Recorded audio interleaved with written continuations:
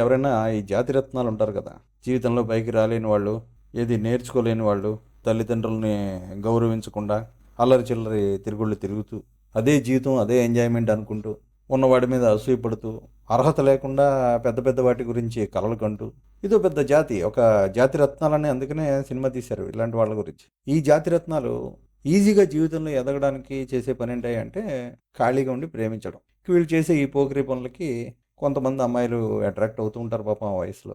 కానీ ఇక్కడ మన సినీ సూత్రాల ప్రకారం సినీ న్యాయం అన్నది వేరే ఉంటుంది కదా. అలా ఎవడైనా ఒక అపరిచితుడు మన అమ్మాయితో చనువుగా ఉన్నా మనం మాట్లాడకూడదు. వాడు గదిలోకి తీసుకెళ్ళినా మనం ఏం అనకూడదు. వాడి మీద కోపం రాకూడదు మనకి. ఏం చేయాలంటే వాడిని పిలిచి, బాగుందబ్బా, భలే అట్రాక్ట్ చేసావు మా అమ్మాయినని పెళ్లి చేసేస్తే వాడు చాలా ఆదర్శవంతుడు. ఇంకా లేకపోతే ఇదిగో ఇందులో శివాజీలాగా విలన్ అయిపోతాడు జనం దృష్టిలో. సో ఇది మన సినీ సూత్రాలు. మరి ఇంత గొప్ప డైరెక్టర్ పోయి మళ్ళీ రెగ్యులర్ మోస్ట్ కామన్ నోషన్స్ మీదే ఆధారపడడం చూస్తే నవ్వొస్తుంది. కోర్స్ అది కమర్షియల్ ఫార్మేట్, జనానికి నచ్చుతుంది.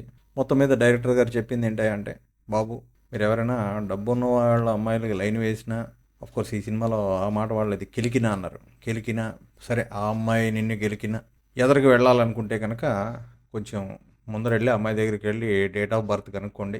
18 ఇయర్స్ నిండిన తర్వాత అయితే మీరు ఎలాగైనా ప్రొసీడ్ అయిపోవచ్చు. ఇంక వాళ్ళు తల్లి తండ్రి పాపం వాళ్ళ మీద ఎంత ప్రేమ ఉన్నా ఏం చేయలేరు, ఏం పేయకలేరు అని చెప్పాడు. సో ఆ విధంగా ఆ డబ్బున్న వాళ్ళ చట్టంలో ఇరుక్కోకుండా మీ ప్రేమను సక్సెస్ చేసుకోవాలనుకుంటే పోక్సోకి దొరక్కండి నాయన అని చెప్పి ఒక మంచి సందేశం ఇచ్చాడయ్యా.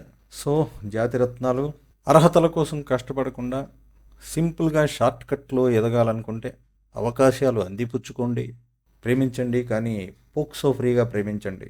అదే ఈ సినిమా మనకి ఇచ్చే సందేశం. సినిమా తీయడం పరంగా టెక్నికల్గా చాలా మంచి సినిమా, బట్ సబ్జెక్ట్ పరంగా చాలా oldest regular strategy of exploiting common peoples mind sets. బాగా తీసిన ప్రతి సినిమా గొప్ప సినిమా కాదు, ఇది బాగా తీసిన సినిమా.